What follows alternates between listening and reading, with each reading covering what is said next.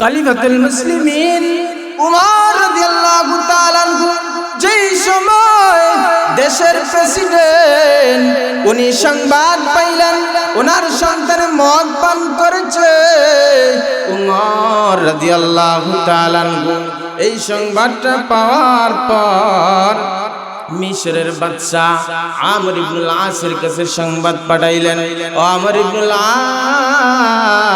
আস, আমি শুনেছি আমার সন্তানে মদ পান করেছে, তুমি একটু মদিনার মধ্যে আসো। আমর ইবনুল আস রাদিয়াল্লাহু তাআলা আনহু উমর রাদিয়াল্লাহু তাআলা আনহুর সংবাদটা পাওয়ার পর মদিনার মধ্যে চলে আসলেন। উমর রাদিয়াল্লাহু তাআলা আনহু মসজিদে নববীর মধ্যে বসিয়া সাহাবায়ে কেরামদেরকে নসিহত করতেছেন। এমন সময় আমর ইবনুল আস মসজিদে নববীর মধ্যে উপস্থিত, সঙ্গে সঙ্গে উমর রাদিয়াল্লাহু তাআলা আনহু বলতে লাগলেন, ও আমর ইবনুল আস, তুমি এসেছো, তোমাকে যেই কারণে এনেছি তুমি শুনো। আমি শুনেছি আমার সন্তানে নাকি মদ পান করেছে, আমি চাই তোমাকে নিয়া এবং সমস্ত সাহাবায়ে কেরামদেরকে নিয়া এই বিচারটা আমি করব। উমর রাদিয়াল্লাহু তাআলা আনহু উনার সন্তানরে দাঁড় করাইলেন, দাঁড় করায়া বলতে লাগলেন, ও আমার সন্তান, আমি শুনেছি তুমি মদ পান করেছো, দাঁড়াও দাঁড়াও, তোমার শাস্তি দেওয়া হবে, তোমার বিচার করা হবে। শরীয়তে যে আইন তোমার উপর প্রয়োগ করবে তোমার উপর তা প্রয়োগ করা হবে। উমর রাদিয়াল্লাহু তাআলা আনহুর সন্তানকে দাঁড় করায়া উমর রাদিয়াল্লাহু তাআলা আনহু বলতে লাগলেন, ও আমার সন্তান, তুমি মদ পান করেছো, মদ পান করলে শরীয়তি আইন হলো 80টা বেতের আঘাত। ও আমার সন্তান দাঁড়াও। সন্তানটা দাঁড়ায়া বলতে লাগলো, ও বাবাজি, আমি তো মদ পান করি নাই, আমি নাবিজ পান করেছি। তখন উমর রাদিয়াল্লাহু তাআলা আনহু বলতে লাগলেন, নাবিজও কেন তুমি পান করবা? নাবিজ হচ্ছে শুকনা খেজুর বা কিশমিশ যদি গ্লাসের মধ্যে রাখিয়া 1 গ্লাস পানি সম পরিমাণ 2 দিন বা 4 দিন যদি রাখা হয়, তখন এই গ্লাসের পানিটা কি হয়ে যায়? নেশা সৃষ্টি হয়ে যায়। কি হয়ে যায়? নেশা সৃষ্টি হয়ে যায়। উমর রাদিয়াল্লাহু তাআলা আনহুর সন্তান ও বাবা, আমি তো মদ পান করি নাই, আমি নাবিজ পান করেছি। উমর রাদিয়াল্লাহু তাআলা আনহু বলতে লাগলেন, তুমি নাবিজও কেন পান করলা? দাঁড়াও দাঁড়াও। উমর রাদিয়াল্লাহু তাআলা আনহু দল্লাসকে ডাক দিলেন। দল্লাসকে ডাক দেয়া বলতে লাগলেন, ও দল্লাস, যাও যাও, শাবকটা নিয়ে আসো আর আমার সন্তানটার লইয়া মসজিদে নববীর খেজুর গাছের মধ্যে নিয়া বাঁধিয়া তার হাত পাও বাঁধিয়া তুমি চাবক দ্বারা 80টা বেতরাঘাত আরম্ভ করো। উমর রাদিয়াল্লাহু তাআলা আনহুর সন্তানটা নিয়া দল্লাস গাছের সাথে বাঁধিয়া চাবক দ্বারা 80টা বেতরাঘাত মারলো। মারতেছে দল্লাস, তার হাত কাঁপতেছে, মাত্র কয়েকটা বেতরাঘাত করতেছে, তার হাত কাঁপতেছে, হাত কাঁপতেছে। উমর রাদিয়াল্লাহু তাআলা আনহু টের পায়া গেলেন। টের পায়া বলতেছে, ও দল্লাস, আমার সন্তান বলে তুমি যেভাবে আঘাত করার কথা তুমি কিন্তু ঠিকভাবে আঘাত করতেছো না, তুমি ভয় পাইতেছো, কারণ প্রেসিডেন্টের ছেলেকে তুমি কিভাবে আঘাত করবে? তখন উমর রাদিয়াল্লাহু তাআলা আনহু দল্লাসকে ডাক দিয়া বলেন, ও দল্লাস, চাবুকটা আমার হাতের মধ্যে দাও। উমর রাদিয়াল্লাহু তাআলা আনহু নিজেই চাবুকটা হাতের মধ্যে নিলেন, নিজে হাতের মধ্যে নিয়া সন্তানের উপর একাধারে 40টা বেত্রাঘাত করলেন। 40টা বেত্রাঘাত করার পর উমর রাদিয়াল্লাহু তাআলা এর সন্তান রক্তাক্ত হইয়া জমিনের মধ্যে পইরা গেল। কিছুক্ষণ যাওয়ার পর উমর রাদিয়াল্লাহু তাআলা এর সন্তানটা শাহাদাত বরণ করে ফেলল। নিজেই কি করছেন?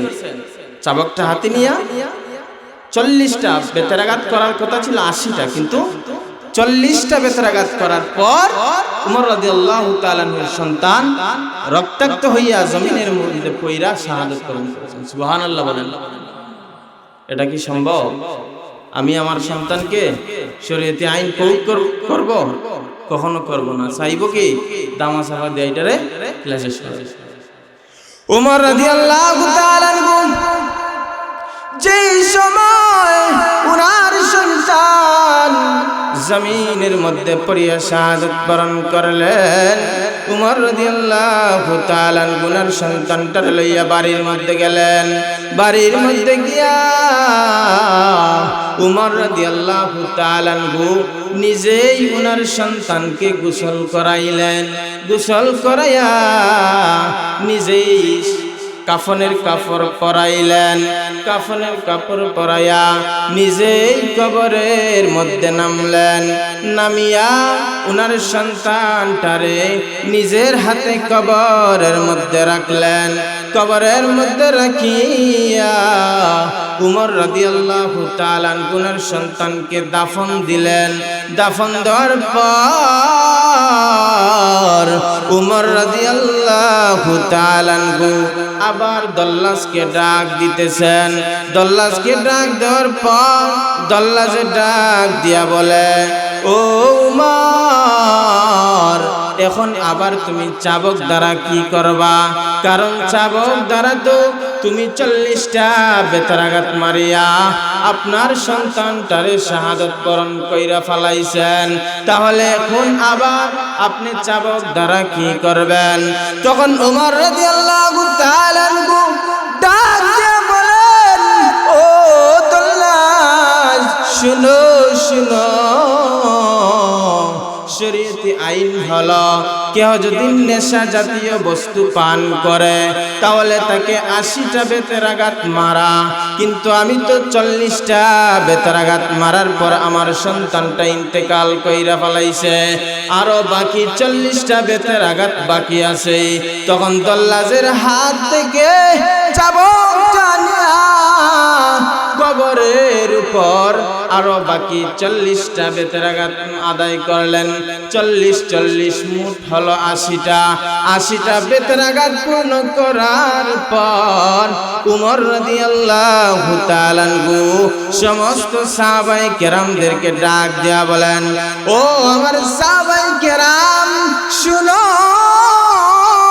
তোমরা সাক্ষী থাকো, কাল কিয়ামতের কঠিন ময়দানে আমার আল্লাহ পাক রব্বুল আলামিন যদি আমাকে জিজ্ঞাসা করেন, ও উমর, শরীয়তি আইন হলো 80টা বেত্রাঘাত, তাহলে তুমি 40টা বেত্রাঘাত কেন দিলা? যার কারণে আমি 80টা বেত্রাঘাত মারিয়া পূর্ণ করলাম। কি বুঝলেন? উমর রাদিয়াল্লাহু তাআলা 80টা বেত্রাঘাত নিজের সন্তানের উপর মারলেন।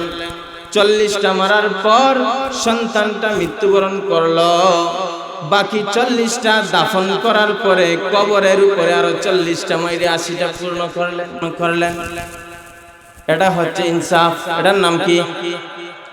ইনসাফ। এই জন্য আমার আল্লাহ বলেন, ইন্নাল্লাহা ইয়া'মুরু বিল আদলি ওয়াল ইহসান।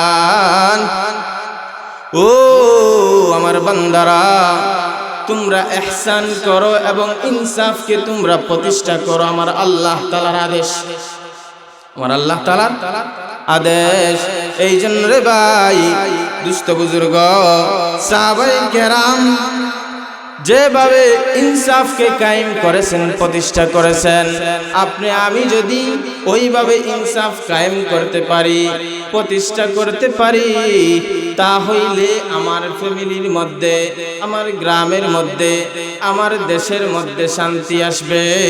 আর আপনি আমি যদি ইনসাফকে কায়েম না করি, ইনসাফ যদি প্রতিষ্ঠা না করি, আল্লাহ পাক রব্বুল আলামিনের কোরআনকে যদি ফলো না করি, কখনো শান্তিকে প্রতিষ্ঠা করা যাইবে না। এই জন্য রে ভাই, নবীজি সাল্লাল্লাহু আলাইহি সাল্লাম হাদিস শরীফের মধ্যে বলতেছেন, সাবআতুন ইউযিল্লুহুমুল্লাহু ফি যিল্লিহি ইয়াওমা লা যিল্লা ইল্লা যিল্লুহু আল ইমামুল আদিল। আমার নবী বলেন, কাল কিয়ামতের কঠিন ময়দানে যেই সময় সূর্যটা মাথার অর্ধ হাত উপরে চলে আসবে, তখন আমার আল্লাহ পাক রব্বুল আলামিন 7 শ্রেণীর মানুষদেরকে তার আরশের নিচে স্থান দিবেন। সর্বপ্রথম আমার নবী বলেন, আল ইমামুল আদিল, ইনসাফকার শাসক, যে শাসক, যে গার্জিয়ান, তার অধীনে যেই সমস্ত দায়িত্ব আছে, এই দায়িত্বগুলা যদি যথাযথভাবে ইনসাফ ভিত্তিক কায়েম করতে পারে, ইনসাফ ভিত্তিক চলতে পারে, আমার আল্লাহ ওই ইনসাফকার ব্যক্তিদেরকে তার আরশের নিচে স্থান দিবে। कौनैन का मुख्तार खुदा तुमको बनाया,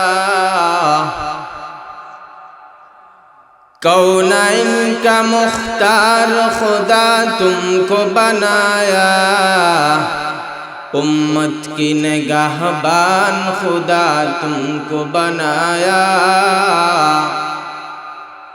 उम्मत की निगाहबान खुदा तुमको बनाया। या रब मेरे आकुन में समा साए मदीना, या रब मेरे आकुन में समा साए मदीना, मुद्दत से मेरा दिल में तमन्ना है मदीना, मुद्दत से मेरा दिल में तमन्ना है मदीना। तलवार बकट हो के निकल मैदान आसिर, तलवार बकट हो के निकल मैदान आसिर, दुश्मन की मुकाबल तो लगा नारे तकबीर, दुश्मन की मुकाबल तो लगा नारे तकबीर। मर्द मुसलमान हो तो मर्द मुसलमान, मर्द मुसलमान हो तू मर्द मुसलमान, एक हाथ में तलवार, एक हाथ में कुरान, एक हाथ में तलवार, एक हाथ में कुरान। सुब्हानक ला इल्म लना इल्ला मा अल्लमतना, इन्नका अंतल अलीमुल हकीम। नहायत काबिल एहतराम मौलाना अबुल कासिम रहिमाहुल्लाह স্মৃতি বিজড়িত প্রতিষ্ঠান কাসিমিয়া দারুল আরকাম ইবতেদায়ী মাদ্রাসা আফসানগর শ্রীপুর দোয়ারাবাজার সুনামগঞ্জের দ্বিতীয় বার্ষিক ওয়াজ মাহফিলের চলমান অধিবেশনের সভাপতির আসন অলঙ্কিত করেছেন জনাবে শ্রদ্ধেয় মুহতারাম সম্মানিত সভাপতি সাহেব উপস্থিত অত্র এলাকার নওজোয়ান মুরব্বিয়ানে কেরাম, যুবক ভাইরা, মাইকের আওয়াজ যতদূর পর্যন্ত গিয়া পৌঁছতেছে, পর্দার আড়ালে অবস্থানরত রয়েছেন আমার শ্রদ্ধেয় সম্মানিতা মা ও বোনেরা, শুরুতেই বিশ্ব জগতের প্রতিপালক আহকামুল হাকিমিন মহান রব্বুল আলামিনের দরবারে অসংখ্য অগণিত শুকর ও সুজুদ জ্ঞাপন করছি যে মহান আল্লাহ তাআলা আমাদেরকে অত্যন্ত দয়া করে, মায়া করে, ভালোবেসে জান্নাতি, মাগফিরাতি, রহমতি, বরকতি মাহফিলে আসার এবং বসার যে তৌফিক দান করেছেন, এই জন্য শুকর আদায় করছি আলহামদুলিল্লাহ। আর একটু জোরে বলি আলহামদুলিল্লাহ। প্রিয় হাজরিন, আমি আপনাদের সম্মুখে পবিত্র কুরআনুল কারীমের প্রসিদ্ধ একখানা আয়াতে কারিমা, যে আয়াতে কারিমা আমরা প্রত্যেক জুমায় ইমাম সাহেব যেই সময় খুতবা দেন, শেষের খুতবা, দ্বিতীয় খুতবায় আমরা এই আয়াতটা শুনে থাকি, ইন্নাল্লাহা ইয়া'মুরু বিল আদলি ওয়াল ইহসান ওয়া ইতা'i যিল কুরবা ওয়া ইয়ানহা আনিল ফাহশা'i ওয়াল মুনকারি ওয়াল বাগই ইয়া'iযুকুম লা'আল্লাকুম তাযাক্কারুন ফাযকুরুনি আযকুরুকুম ওয়াশকুরুলি ওয়া লা তাকফুরুন। এই আয়াতে কারিমা আমরা প্রত্যেক জুমায় শেষের খুতবা ইমাম সাহেবের কাছ থেকে আমরা এই আয়াতটা শুনে থাকি।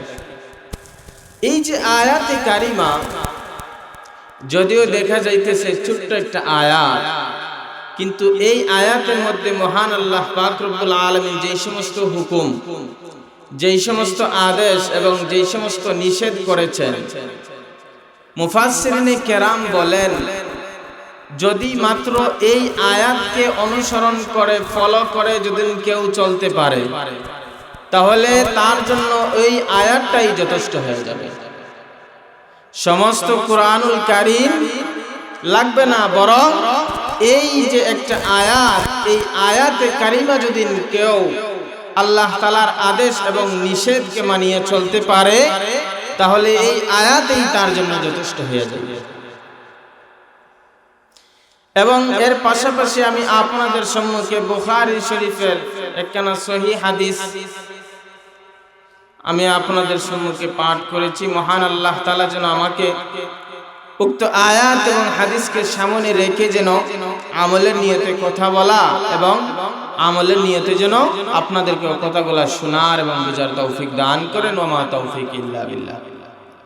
এখন আসেন এই আয়াতের তরজমা জানার পূর্বে সর্বপ্রথম ভূমিকা স্বরূপ কিছু কথা অত্যন্ত ইম্পর্টেন্ট এবং গুরুত্বপূর্ণ।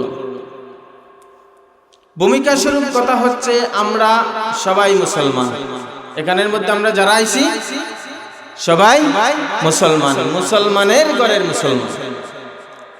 তো আমরা যারা মুসলমান আছি, আমরা প্রত্যেকে চাই আমার ফ্যামিলি, আমার দেশ, আমার গ্রাম, আমার এলাকা উন্নত হোক।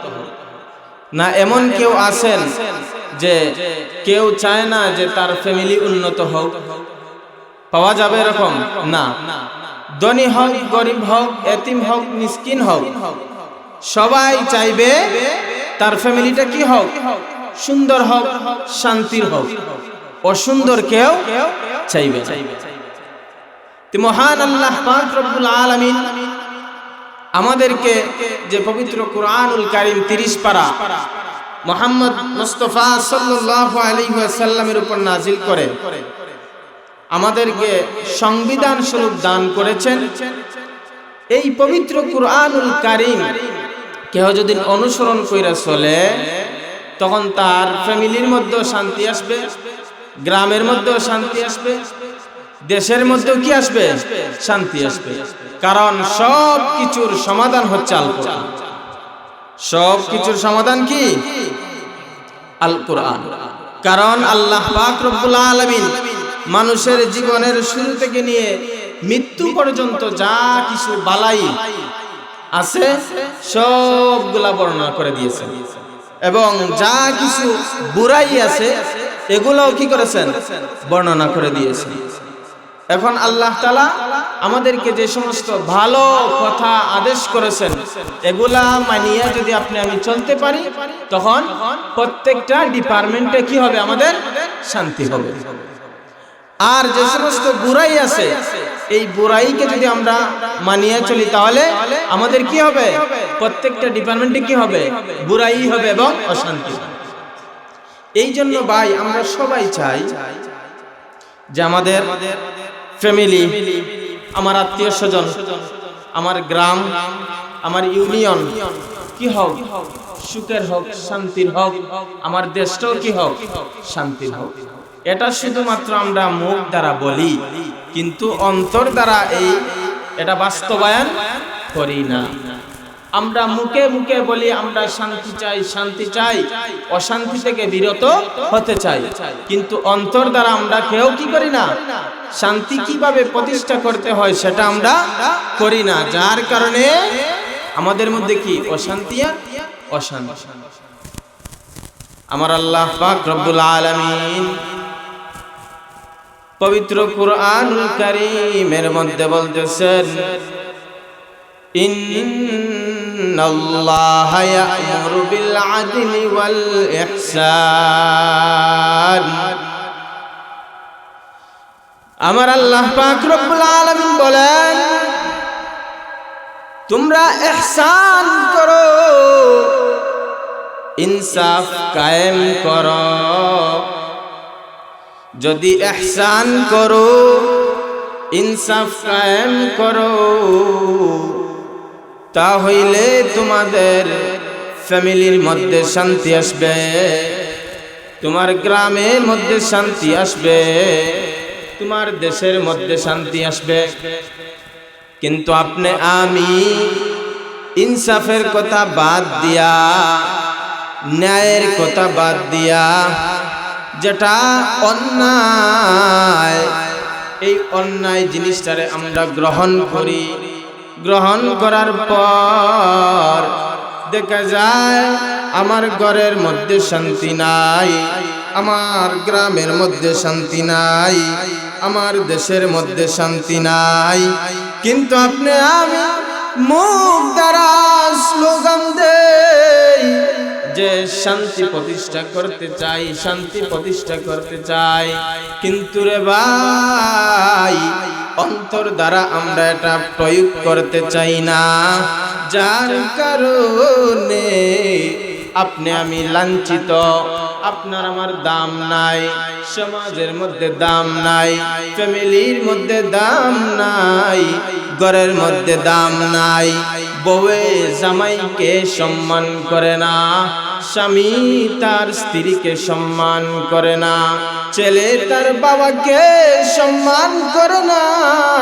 কারণ আপনার আমার যে হকগুলা আছে এই হকগুলা যথাযথভাবে আপনি আমি আদায় করি না। যার কারণে আপনি আমি আজ অশান্তির মধ্যে বিরাজমান, ঠিক কিনা? এই জন্য আমার আল্লাহ বলেন, ইন্নাল্লাহা ইয়া'মুরু বিল আদলি ওয়াল ইহসান। তোমরা ইহসান করো এবং ইনসাফকে কায়েম করো, আমার আল্লাহ তাআলা আদেশ করতেছেন। কিন্তু রে ভাই আপনি আমি ফ্যামিলির লিডার, আপনি আমি ফ্যামিলির গার্জিয়ান, দায়িত্ববান, কিন্তু আপনি আমি পরিপূর্ণভাবে আমার যে হক এই হকগুলো আপনি আমি যথাযথভাবে আদায় করতেছি না। আমার সন্তান আছে 5টা, এই সন্তানদেরকে আমি সমানভাবে দেখতেছি না। 2টা সন্তান আমি তাকে দেখি এক নজরে, আরো 3টা সন্তান তাকে দেখি আমি আরেক নজরে, আসেনি না নাই? কিন্তু রে ভাই ফ্যামিলির মধ্যে আপনি গার্জিয়ান, আপনার হক হলো আপনার যদি 5টা সন্তান থাকে ওই 5টা সন্তান তুমি যথাযথ হক আদায় করা। কাউকে পার্থক্য করা যাবে না। আমার বড় সন্তান আমাকে লালন পালন করতেছে, আমি আমার সন্তানের নামে সমস্ত সম্পত্তি দিয়া দিলাম। এটা আপনি কি করলেন? জুলুম করলেন, অন্যায় করলেন। কারণ কুরআনুল কারীমে সন্তানের হক সমানভাবে বর্ণনা করে দিয়েছে, কাউকে কম বেশি করা যাইবে না। এই জন্য রে ভাই, আপনি আমি আমাদের যে দায়িত্ব, এই দায়িত্বগুলা যথাযথভাবে আপনি আমি আদায় করতেছি না। আদায় না করার কারণে আপনি আমি ফ্যামিলির মধ্যে আমার দাম নাই, সম্মান নাই। এই জন্য রে ভাই, আপনি আমি যেই সময় কোরআনকে অনুসরণ করে চলব, কোরআনকে ফলো করে চলব, তখন দেখবেন রে ভাই, আমি দুনিয়ার মধ্যে অসম্মানী, আখিরাতের মধ্যে আল্লাহ তাআলা আমাদেরকে সম্মানিত করবেন। একজন সন্তানের যদি মদ পান করে, আমি বাবা, আমার দায়িত্ব আছে আমার সন্তান মদ পান করেছে তাকে শাস্তি দেওয়া। তাকে কি দেওয়া? শাস্তি দেওয়া। শরীয়তে বইলা দিয়েছে, একজন মানুষ যদি মদ পান করে তাহলে তাকে 80টা বেতের আঘাত দেওয়া। কয়টা বেতের আঘাত? 80টা বেতের আঘাত। আমার সন্তানে যদি চুরি করে, আমার দায়িত্ব হইল আমার সন্তানে চুরি করেছে আমি তার বিচার করা। কিন্তু এখন দেখা যায় সন্তানে মদ পান করতেছে, কিন্তু বাবা সন্তানের কোনো পদক্ষেপ নিতেছে না। সন্তানে চুরি করতেছে, সন্তানে জিনা করতেছে, কিন্তু বাবার কোনো খবর নাই। সন্তানে চুরি কইরা আসছে, বাবায় সংবাদ পাইছে, পাওয়ার পরে ওটাকে দামা চাপা দিয়ে দাইকা রাখে। অথচ যদি ওই সন্তান চুরি করেছে, তার বিচারটা যদি করা হইতো, তাহলে আর কোনদিন সে চুরি করত না। আপনাদেরকে বলে যায় উমর রাদিয়াল্লাহু তাআলা আনহুর কথা। খলিফাতুল মুসলিমিন উমর রাদিয়াল্লাহু তাআলা আনহু যেই সময় দেশের প্রেসিডেন্ট, উনি সংবাদ পাইলেন ওনার সন্তান মদ পান করেছে। উমর রাদিয়াল্লাহু তাআলা আনহু এই সংবাদটা পাওয়ার পর মিশরের বাদশা আমর ইবনুল আসের কাছে সংবাদ পাঠাইলেন, ও আমর ইবনুল আস, আমি শুনেছি আমার সন্তানে মদ পান করেছে, তুমি একটু মদিনার মধ্যে আসো। মদিনার মধ্যে আসো। আমর ইবনুল আস রাদিয়াল্লাহু তাআলা আনহু উমর রাদিয়াল্লাহু তাআলা আনহুর সংবাদটা পাওয়ার পর মদিনার মধ্যে চলে আসলেন। উমর রাদিয়াল্লাহু তাআলা আনহু মসজিদে নববীর মধ্যে বসিয়া সাহাবায়ে কেরামদেরকে নসিহত করতেছেন। এমন সময় আমর ইবনুল আস মসজিদে নববীর মধ্যে উপস্থিত। সঙ্গে সঙ্গে উমর রাদিয়াল্লাহু তাআলা আনহু বলতে লাগলেন, ও আমর ইবনুল আস, তুমি এসেছো, তোমাকে যেই কারণে এনেছি তুমি শুনো। আমি শুনেছি আমার সন্তানে নাকি মদ পান করেছে, আমি চাই তোমাকে নিয়া এবং সমস্ত সাহাবায়ে কেরামদেরকে নিয়া এই বিচারটা আমি করব। উমর রাদিয়াল্লাহু তাআলা আনহু উনার সন্তানরে দাঁড় করাইলেন। দাঁড় করায়া বলতে লাগলেন, ও আমার সন্তান, আমি শুনেছি তুমি মদ পান করেছো, দাঁড়াও দাঁড়াও, তোমার শাস্তি দেওয়া হবে, তোমার বিচার করা হবে। শরীয়তে যে আইন তোমার উপর প্রয়োগ করবে, তোমার উপর তা প্রয়োগ করা হবে। উমর রাদিয়াল্লাহু তাআলা আনহুর সন্তানকে দাঁড় করায়া উমর রাদিয়াল্লাহু তাআলা আনহু বলতে লাগলেন, ও আমার সন্তান, তুমি মদ পান করেছো, মদ পান করলে শরীয়তি আইন হলো 80টা বেতের আঘাত। ও আমার সন্তান দাঁড়াও। সন্তানটা দাঁড়ায়া বলতে লাগলো, ও বাবাজি, আমি তো মদ পান করি নাই, আমি নাবিজ পান করেছি।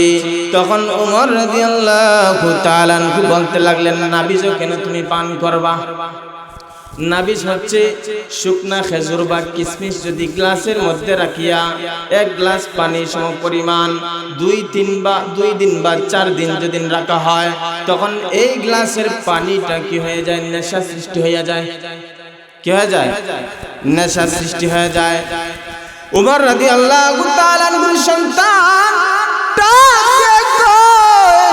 ও বাবা, আমি তো মদ পান করি নাই, আমি নাবিজ পান করেছি।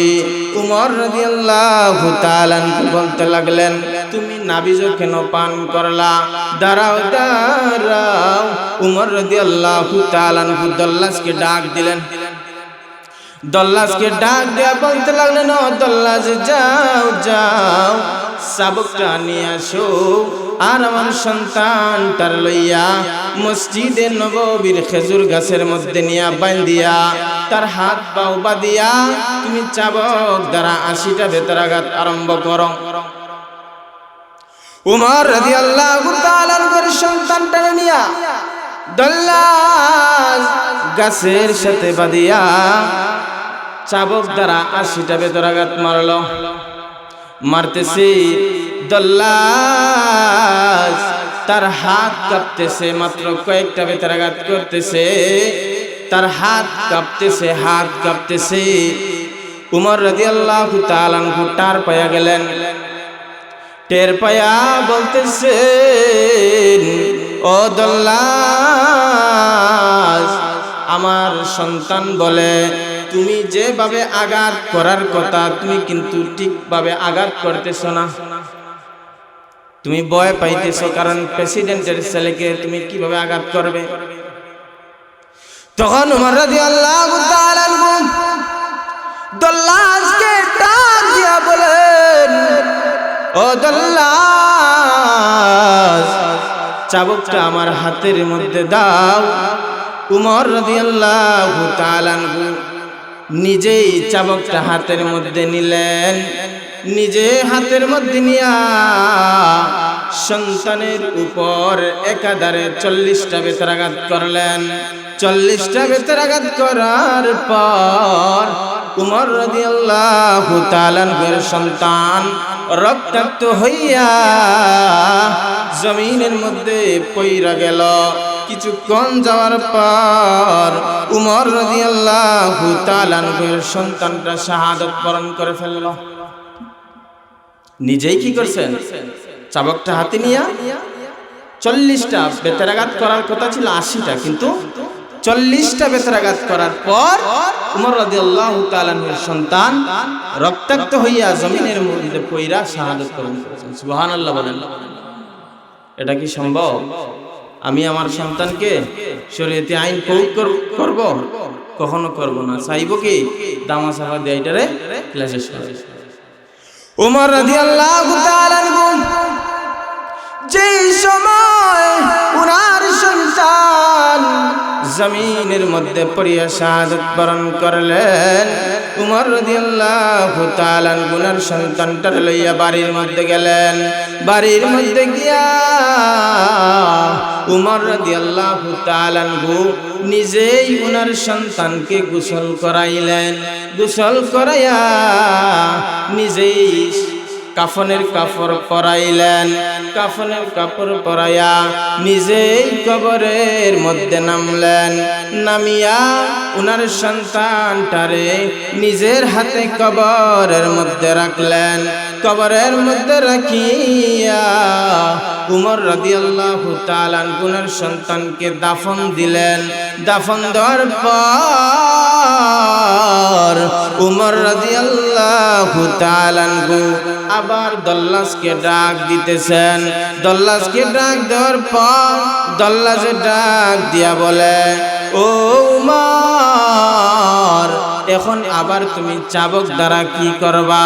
কারণ চাবক দ্বারা তো তুমি 40টা বেতরাঘাত মারিয়া আপনার সন্তানটারে শাহাদত বরণ কইরা ফেলাইছেন, তাহলে এখন আবার আপনি চাবক দ্বারা কি করবেন? তখন ওমর রাদিয়াল্লাহু তাআলা আনহু ডাক দিয়ে বলেন, ও তল্লাজ, শুনো শুনো, শরীয়তি আইন হলো কেউ যদি নেশা জাতীয় বস্তু পান করে তাহলে তাকে 80টা বেতেরাঘাত মারা, কিন্তু আমি তো 40টা বেতেরাঘাত মারার পর আমার সন্তানটা ইন্তেকাল কইরা ফেলাইছে, আরো বাকি 40টা বেতেরাঘাত বাকি আছে। তখন দল্লাজের হাত থেকে চাবুকটা নিয়া কবরের উপর আরো বাকি 40টা বেতেরাঘাত আদায় করলেন। 40 মুঠ হলো 80টা বেতেরাঘাত পূর্ণ করার পর উমর রাদিয়াল্লাহু তাআলা আনহু সমস্ত সাহাবায়ে কেরামদেরকে ডাক দিয়া বলেন, ও আমার সাহাবায়ে কেরাম, শুনো, তোমরা সাক্ষী থাকো, কাল কিয়ামতের কঠিন ময়দানে আমার আল্লাহ পাক রব্বুল আলামিন যদি আমাকে জিজ্ঞাসা করেন, ও উমর, শরীয়তি আইন হলো 80টা বেতেরাঘাত, তাহলে তুমি 40টা বেতেরাঘাত কেন দিলা? যার কারণে আমি 80টা বেতেরাঘাত মারিয়া পূর্ণ করলাম। কি বুঝলেন? উমর রাদিয়াল্লাহু তাআলা আনহু 80টা বেতেরাঘাত নিজের সন্তানের উপর মারলেন। 40টা মারার পর সন্তানটা মৃত্যুবরণ করলো, বাকি 40টা দাফন করার পরে কবরের উপরে আরো 40টা মাইরে 80টা পূর্ণ করলেন। এটা হচ্ছে ইনসাফ। এটার নাম কি? ইনসাফ। এই জন্য আমার আল্লাহ বলেন, ইন্নাল্লাহা ইয়া'মুরু বিল আদলি ওয়াল ইহসান। ও আমার বান্দারা, তোমরা ইহসান করো এবং ইনসাফকে তোমরা প্রতিষ্ঠা করো। আমার আল্লাহ তাআলার আদেশ, আমার আল্লাহ তাআলার আদেশ। এই জন্য রে ভাই, দুস্থ বুজুর্গ, সাহাবায়ে কেরাম যেভাবে ইনসাফকে কায়েম করেছেন, প্রতিষ্ঠা করেছেন, আপনি আমি যদি ওইভাবে ইনসাফ কায়েম করতে পারি, প্রতিষ্ঠা করতে পারি, তাহলে আমার ফ্যামিলির মধ্যে, আমার গ্রামের মধ্যে, আমার দেশের মধ্যে শান্তি আসবে। আর আপনি আমি যদি ইনসাফকে কায়েম না করি, ইনসাফ যদি প্রতিষ্ঠা না করি, আল্লাহ পাক রব্বুল আলামিনের কোরআনকে যদি ফলো না করি, কখনো শান্তিকে প্রতিষ্ঠা করা যাইবে না। এই জন্য রে ভাই, নবীজি সাল্লাল্লাহু আলাইহি সাল্লাম হাদিস শরীফের মধ্যে বলতেছেন, সাবআতুন ইউযিল্লুহুমুল্লাহু ফি যিল্লিহি ইয়াওমা লা যিল্লা ইল্লা যিল্লুহু আল ইমামুল আদিল। আমার নবী বলেন, কাল কিয়ামতের কঠিন ময়দানে যেই সময় সূর্যটা মাথার অর্ধ হাত উপরে চলে আসবে, তখন আমার আল্লাহ পাক রব্বুল আলামিন 7 শ্রেণীর মানুষদেরকে তার আরশের নিচে স্থান দিবেন। সর্বপ্রথম আমার নবী বলেন, আল ইমামুল আদিল, ইনসাফকার শাসক, যে শাসক, যে গার্জিয়ান, তার অধীনে যেই সমস্ত দায়িত্ব আছে, এই দায়িত্বগুলা যদি যথাযথভাবে ইনসাফ ভিত্তিক কায়েম করতে পারে, ইনসাফ ভিত্তিক চলতে পারে, আমার আল্লাহ ওই ইনসাফকার ব্যক্তিদেরকে তার আরশের নিচে স্থান দিবে। ইনসাফ ভিত্তিক যার যতটুকু পাওনা তাকে কি করতে হবে? ততটুকু পাওনা দিতে হবে। যতটুকু পাওনা এর থেকে যদি বেশি দিয়ে দেন তাহলে এটাও হবে জুলুম। আবার যদি এর থেকে একটু কম দিয়ে দেন তাহলে এটাও হবে কি? জুলুম। বরং যতটুকু প্রাপ্য তাকে ততটুকু তার প্রতিদান দিতে হবে। এটাকে বলা হয় ইনসাফ। যদি না আমি দিতে গিয়া যতটুকু দেওয়ার কথা ছিল এর থেকে যদি একটু বেশি দিয়ে দেই তাহলে এটা হবে জুলুম। আবার যতটুকু দেওয়ার কথা ছিল এর থেকে যদি একটু কম দিয়ে দেই তাহলে এটার নাম হবে কি? জুলুম। এই জন্য ভাই ইনসাফকে প্রতিষ্ঠা করতে হবে। যতক্ষণ পর্যন্ত আপনি আমি ইনসাফকে বাস্তবায়ন প্রতিষ্ঠা করব না ততক্ষণ পর্যন্ত আপনি আমি শান্তি মুখে বললেও কখনো শান্তি প্রতিষ্ঠা করা যাইব না।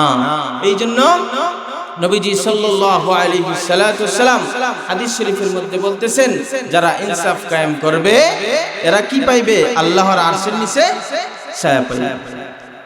2 নম্বরে আমার নবী বলেন, ওয়াশাবুন নাশা ফি ইবাদাতি রাব্বিহ, যারা যৌবনকাল পাইল ওই যৌবনকাল যদি আল্লাহ তাআলার ইবাদতের মধ্যে কাটাইতে পারে তাহলে ওই যুবক ব্যক্তিদেরকে, যুবতী মহিলাদেরকে আমার আল্লাহ তাআলা তার আরশের নিচে স্থান দিবেন।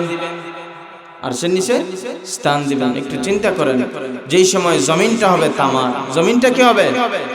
তামার, এবং সূর্যটা ঠিক অর্ধ হাত উপরে চলে আসবে, তখনকার কথা।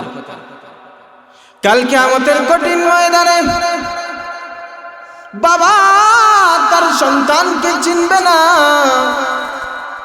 মা তার সন্তানকে চিনবে না, বোন তার ভাইকে চিনবে না। আমার আল্লাহ বলেন, ইয়াউমা ইয়াফিরুল মারউ মিন আখিহি ওয়া উম্মিহি ওয়া আবিহি ওয়া সাহিবাতিহি ওয়া বানিহি। আমার আল্লাহ বলেন, কাল কিয়ামতের কঠিন ময়দানে যেই সময় সন্তান তার বাবার কাছে যাইবে, বাবার কাছে গিয়া বলবে, ও বাবা, আমি একটা নেকির জন্য জান্নাতে যাইতে পারতেছি না, আমাকে একটা নেকি দান করো। তখন বাবা ডাক দিয়া বলবে, ও আমার সন্তান, আমাকে আঙ্গুল বলতেছো বাবা, শুনো শুনো, দুনিয়ায় থাকা অবস্থায় আমার কোনো সন্তান ছিল না, আমি তো বিয়াও করি না, তাহলে সন্তান কই থেকে আসবে? যাও যাও, আমার কাছ থেকে তুমি চইলা যাও। তখন সন্তান তার বাবার কাছ থেকে নিরাশ হইয়া চইলা আসবে। তখন ওই সন্তানটা তার মায়ের কাছে যাইবে, মায়ের কাছে গিয়া বলবে, ও বাবা, ও আমার মা, ও আমার মা, আমি তো একটা নেকির জন্য জান্নাতের মধ্যে যাইতে পারতেছি না, আমাকে একটা নেকি দাও। তখন মা বলবেন, তুমি যে আমার সন্তান দাবি করতেছ, দুনিয়ায় থাকা অবস্থায় আমার তো বিয়েও হয় না, তাহলে আমি সন্তান কই থেকে পাইব? যাও যাও যাও, আমার কাছ থেকে চইলা যাও।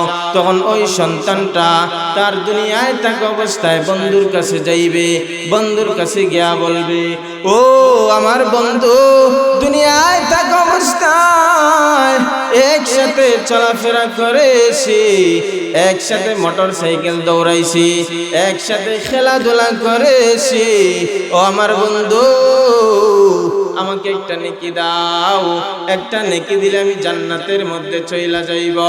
তখন ওই বন্ধু অস্বীকার করবে, দুনিয়ায় থাকা অবস্থায় আমার কোনো বন্ধু ছিল না, যাও যাও, আমার কাছ থেকে চইলা যাও। তখন ওই আল্লাহর বান্দাটা সবার কাছে যাইবে, সবার কাছে যাওয়ার পর কারো কাছে কোনো সহযোগিতা পাইবে না। আমার আল্লাহ তাআলা ওই বান্দার কাহিনী দেখিয়া, কেরেশমা দেখিয়া মুস্কি মুস্কি হাসবেন, হাসিয়া আমার আল্লাহ বলবেন, ও আমার বান্দা, আমি তোমার কেরেশমা দেখেছি, দুনিয়ায় থাকা অবস্থায় তোমার যে সমস্ত আত্মীয় স্বজন ছিল সবার কাছে তুমি গিয়েছিলে, কেউ তোমাকে সহযোগিতা করে না, এখন কি করব বলো? তখন ওই বান্দাটা ডাক দিয়া বলবে, ওগো আল্লাহ, আমার তো আর কোনো উপায় নাই, আমাকে আপনি জান্নাতে দেওয়া লাগবে না, আপনি আমাকে জান্নাতের গেটের মধ্যে দাঁড় করাইয়া রাখেন। সুবহানাল্লাহ বলেন। জান্নাতের গেটের মধ্যে আপনি আমাকে দাঁড় করাইয়া রাখেন, আমার কোনো আপত্তি নাই। তখন আমার আল্লাহ ওই বান্দাটারে জান্নাতের গেটের মধ্যে দাঁড় করাইয়া রাখবেন। কিছুক্ষণ যাওয়ার পর ওই বান্দাটা আবার আল্লাহ তাআলাকে ডাক দিবে, ওগো আল্লাহ, এতক্ষণ তো আমি জান্নাতের গেটের মধ্যে দাঁড়ায় ছিলাম, আপনি গো আল্লাহ, আপনি তো মহান, আপনার রহমত মহান, আমি তো এখন জান্নাতের গেটের সামনে, দয়া কইরা যদি আপনি জান্নাতের গেটের ভিতরখানে আপনি আমাকে দাঁড় করাইয়া রাখতেন তাহলে আমি খুশি হইতাম।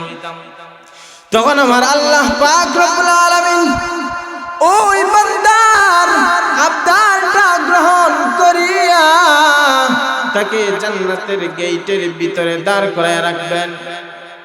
তখন ওই বান্দাটা জান্নাতের গেটের ভিতরে দাঁড়ায় আছে। কিছুক্ষণ যাওয়ার পর ওই বান্দাটা ডাক দিয়া বলবে, ওগো আল্লাহ, আপনি যদি আমাকে জান্নাতের দরজার সামনে দাঁড় করায় রাখতেন তাহলে আমি আরো খুশি হইতাম। তখন আমার আল্লাহ বলেন, যাও যাও, তুমি জান্নাতের গেটে জান্নাতের দরজার সামনে গিয়া দাঁড়াও। কিছুক্ষণ যাওয়ার পর ওই বান্দাটা আবার আল্লাহ তাআলার কাছে আবদার করবে, ও আল্লাহ, আপনি তো জান্নাতের গেটের বাহির থেকে এই পর্যন্ত জান্নাতের দরজার সামনে নিয়ে আসছেন, দয়া কইরা যদি আপনি আমাকে আর একটু সহযোগিতা করেন, আমাকে জান্নাতের দরজার ভিতরে যদি দিয়া দিতেন তা হইলে আমি খুশি হইতাম। আপনার কাছে আমি আর কোনো আবদার করব না, আপনার কাছে আর কোনো আবদার করব না। তখন আমার আল্লাহ ওই ব্যক্তিটারে জান্নাতের দরজার ভিতরের মধ্যে যেই সময় দিবেন, তখন ওই ব্যক্তিটা জান্নাতের ভিতরে যাওয়ার পর এক দৌড়ে সে জান্নাতের মধ্যে চইলা যাইবে। জোরে বলেন না সুবহানাল্লাহ। তখন আমার আল্লাহ পাক রব্বুল আলামিন ওই বান্দাটারে ডাক দিয়া বলে, ও আমার বান্দা, আমি তো জানি একটা নেকির জন্য তুমি আস্তা হাসরের ময়দান চক্কর দিবে, কেউ তোমাকে সহযোগিতা করবে না, কিন্তু আমি আল্লাহ মহান, তোমার এই অবস্থাটা দেখিয়া আমি আল্লাহ তাআলার দয়া হইয়া গেল। যাও যাও, তোমাকে আমি চিরদিনের জন্য জান্নাত দিয়া দিলাম। এই জন্য রে ভাই, হাসরের ময়দানে আমার আল্লাহ পাক রব্বুল আলামিন বান্দাদেরকে উসিলা তালাশ করবেন, যে দেখি তো আমার বান্দা কোনদিন শ্রীপুর আফসনগর কাসিমিয়া দারুল আরকাম মাদ্রাসার মধ্যে গেছিল কিনা ওয়াজ।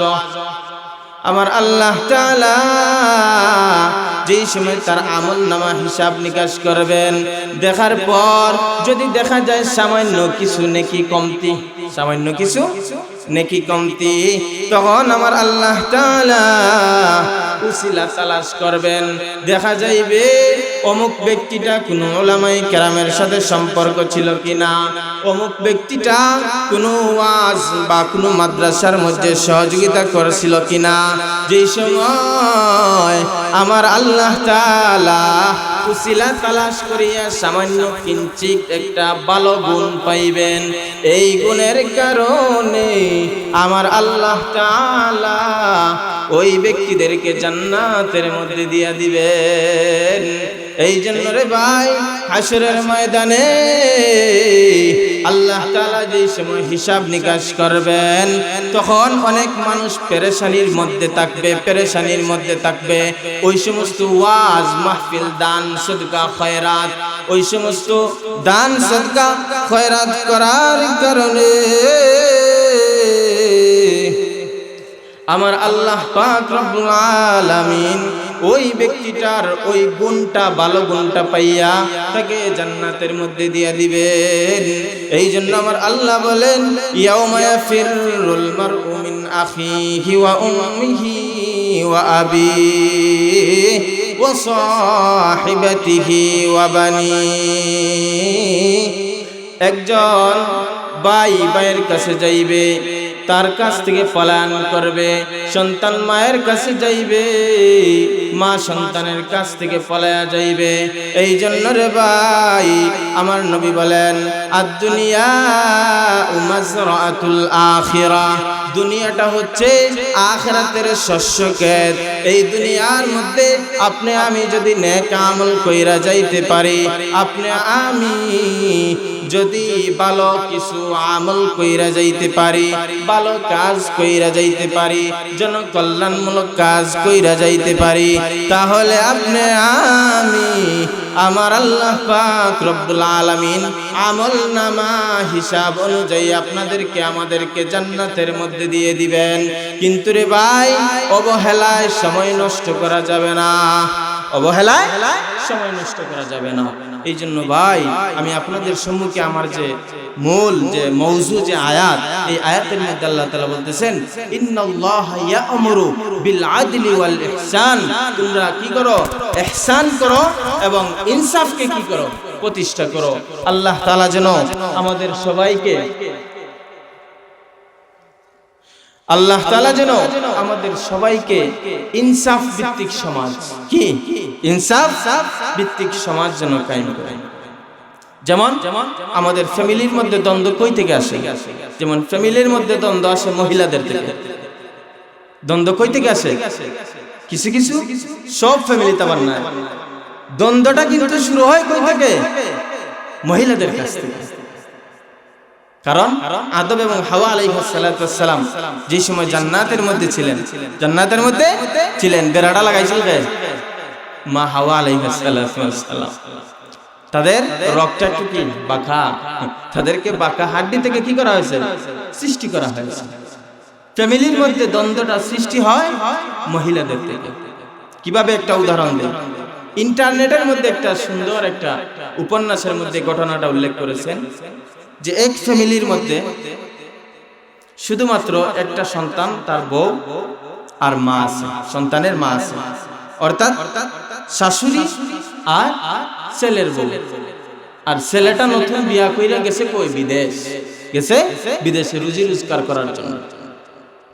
এখন কিছুদিন যাওয়ার পর ওই শাশুড়ি এবং ছেলের বউ তাদের মধ্যে মিল হইতেছে।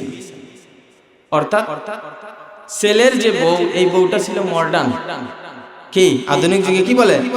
মডার্ন, অর্থাৎ বেহায়া। বেহায়া বলতে বুঝলেন পোশাক যেভাবে পরিধান করার কথা সেভাবে পোশাক পরিধান করে না, অর্ধেক পোশাক আর অর্ধেক শরীর দেখা যায়, এরকম আছে। তো ওই মেয়ে যেই সময় বিভিন্ন ধরনের পোশাক পরিধান করিয়া সে তার বাসা থেকে বাহিরে চলে যায়, বাজারে মার্কেট করতে যায়, তখন ওই ছেলের মা অর্থাৎ শাশুড়ি বলে, মা তুমি তো আমার ছেলের বউ, তুমি বাজারে যাইতেছো, তুমি একটু পর্দার সহিত যাও। এই যে শাশুড়ি এই কথাটা বলে, তখন ছেলের বউয়ের এগুলার ভালো লাগে না। এগুলার কি লাগে না? ভালো লাগে না। আচ্ছা, এই যে কথাগুলা বলতেছে ভালোর জন্য বলতেছে না বাদের জন্য বলতেছে? ভালোর জন্য বলতেছে যে আমার ছেলের বউটা কি পর্দার সহিত বাজারে যাও, মার্কেট করুক, আসো। এভাবে কিছুদিন যাইতেছে। এখন ছেলের বউ আর মা, ছেলের মা অর্থাৎ বউ আর শাশুড়ির মধ্যে কি নাই? মিল নাই। একটা অশান্তি সৃষ্টি হয়ে গেছে। কারণ শাশুড়ি যে কথাগুলা বলে সেগুলা ভালোর জন্য বলে, কিন্তু এই বউয়ে কি তার পছন্দ হয় না। এখন বউয়ে টার্গেট নিতেছে যে আমার শাশুড়ি আমাকে যেভাবে আদেশ করেন, যেভাবে চলার কথা বলেন, এভাবে চললে তো আমি শান্তি পাইব না, আনন্দ পাইব না। এখন কি করা যায়? আমার শাশুড়িকে তো একটা ব্যবস্থা নিতে হবে, একটা ব্যবস্থা নিতে হবে। এখন ব্যবস্থা কি? তখন ওই ছেলের বউটা গেছে ডাক্তারের কাছে। ডাক্তারের কাছে গিয়া বলতেছে যে আমাকে কিছু ঔষধ দেও, যাতে ঔষধ খাওয়াইয়া আমি আমার শাশুড়িকে কি করতে পারি, মারতে পারি। ডাক্তার ছিল কি অত্যন্ত বুদ্ধিমান এবং দিনদার। তখন ওই ডাক্তারে বলতেছে যে তুমি তোমার শাশুড়িকে ওষুধ খাওয়াইয়া মারতে চাও, আচ্ছা ঠিক আছে, আমি তোমাকে কিছু ওষুধ দিব। এখন এমন কি ওষুধ দিব যে একটা ওষুধ খাওয়ার পরেই সাথে সাথে তোমার শাশুড়ি মারা যাবে, এমন ওষুধ দিব না, ধীরে ধীরে মারার জন্য ওষুধ দিব। তখন ছেলের বউ বলতেছে না, যদি ওষুধ খাওয়ার পর সাথে সাথে মারা যায় তাহলে মানুষ আমাকে সন্দেহ করবে। ডাক্তার সাহেব আপনি কি করেন, এমন ওষুধ দেন যে ওষুধটা খাওয়ার পর ধীরে ধীরে আমার শাশুড়ি মারা যায়। তখন ডাক্তারে বলতেছে ঠিক আছে, আমি তোমাকে ওষুধ দিতেছি, তবে এই ওষুধ যে 15 দিন খাওয়াইবা বা 1 মাস খাওয়াইবা, এর মধ্যে কিন্তু তুমি তোমার শাশুড়িকে মনে প্রাণে ভালো বুড়া যা আছে সব কিছু খাওয়াইবা, কারণ 1 মাস পরে তো তোমার শাশুড়ি মারা যাবে। তাহলে এই 1 মাস আপেল আঙ্গুর যা আছে সবগুলো তুমি মনে নিজের হাতে মুখে খাওয়াইবা, আর মানুষে দেখবো না, নি দেখার পরে মানুষে বলবো যে বিটি তো বিটির শাশুড়ি খুব খেদমত করছে, মারছে না। ডাক্তারের ওষুধ দিতেছে আর কি করতেছে, খাওয়াইতেছে আপেল আঙ্গুর ভালো বুড়া যা আছে সবগুলা নিয়া নিজ হাতে কি করতেছে, তার শাশুড়ির মুখে তুল্লা খাওয়াইতেছে। এখন শাশুড়ি তো আশ্চর্য হইয়া গেল, এতদিন আমার বউ আর আমার মধ্যে তো খুব ধরনের কি ঝগড়া ছিল, বিবাদ ছিল, কিন্তু হঠাৎ করে আমার ছেলের বউটা কিভাবে পরিবর্তন হয়ে গেল। এখন তো ছেলের বউয়ে শাশুড়ির মুখে তুল্লা খাওয়ায়, এখন শাশুড়িও কি করে, নিজের হাত দ্বারা ছেলের বউকে খাওয়ায়। এখন এভাবে চলতে চলতে চলতে চলতে কিছুদিন যাওয়ার পর তাদের মধ্যে এমন একটা মহব্বত সৃষ্টি হয়েছে, তাদের মধ্যে এমন একটা মহব্বত সৃষ্টি হয়েছে, অর্থাৎ একজনরে ছাড়া আরেকজনরে খায় না, একজনরে ছাড়া আরেকজনে খায় না, এরকম মহব্বত। এখন মনে মনে শাশুড়ি বলতেছে যে আমার ছেলের বউটা তো আমার খুব মায়া করতেছে, আবার ছেলের বউ বলতেছে যে আমার শাশুড়ি তখন পরিবর্তন হয়ে গেছে, এখন আমাকেও নিজে মুখে তুলা খাওয়ায়। এখন দৌড়াইয়া গেছে ওই ছেলের বউটা, দৌড়াইয়া ডাক্তার সাহেবের কাছে গেছে। ডাক্তার সাহেবের কাছে গিয়া ডাক দিয়া কয়, ও ডাক্তার সাহেব, আমার শাশুড়ি তো এখন ভালো হইয়া গেছে, আপনি যে ঔষধ দিয়েছিলেন আমার শাশুড়ি মরার জন্য, আপনি তাড়াতাড়ি ঔষধটা পাল্টাইয়া আমার শাশুড়ি যাতে আরো কিছুদিন বাঁচতে পারেন এমন ঔষধ দেন। তখন ডাক্তারে হাসিয়া হাসিয়া বলে, ও ছেলের বউ, তুমি তোমার শাশুড়িকে মারার জন্য যে ঔষধগুলা নিয়েছ, এই ঔষধগুলা আমি একটা ট্যাবলেটও মারার জন্য দেই না, বরং সমস্ত ট্যাবলেটগুলা হইল ভিটামিন ট্যাবলেট। তুমি তো আমাকে বলেছিলে তোমার শাশুড়িকে মারার জন্য ঔষধ দেওয়া, কিন্তু আমি মরার একটা ঔষধ দেই না, বরং আমি ঔষধ দিয়েছি সমস্ত ঔষধ ভিটামিন। তাহলে বুঝেন যে যদি যে ফ্যামিলির মধ্যে ছেলের বউ আর শাশুড়ি যদি ঠিক হইয়া যায়, তাহলে সমস্ত শরীর ঠিক হইয়া যাইবে, তাহলে সমস্ত ফ্যামিলি কি হবে, ঠিক হইয়া যাইবে। কারণ ফ্যামিলির মধ্যে দ্বন্দ্বটা সৃষ্টি হয় মহিলাদের থেকে। এই জন্য রে ভাই, যে সমস্ত মা বোনেরা আছো, যারা শাশুড়ি আছো, তুমি তোমার ছেলের বউটারে আপন পরীর মতো মনে করো, আর যে সমস্ত কন্যারা আছো, ছেলের বউয়েরা আছো, তুমিও তোমার শাশুড়িকে আপন মায়ের মতো মনে করো। আপন মায়ের মতো মনে কইরা যদি চলো, তাহলে দেখবে ফ্যামিলির মধ্যে শান্তি আইসা যাইবে। এই জন্য ভাই যে সমস্ত আলোচনা করলাম, অর্থাৎ আমরা কি করব, ইনসাফ ভিত্তিক আমাদের জীবনকে পরিচালনা করব। আল্লাহ তাআলা যেন আমাদের সবাইকে তৌফিক দান করেন। আমিন। ওয়া আখিরু দাওয়ানা আলহামদুলিল্লাহি রাব্বিল আলামিন।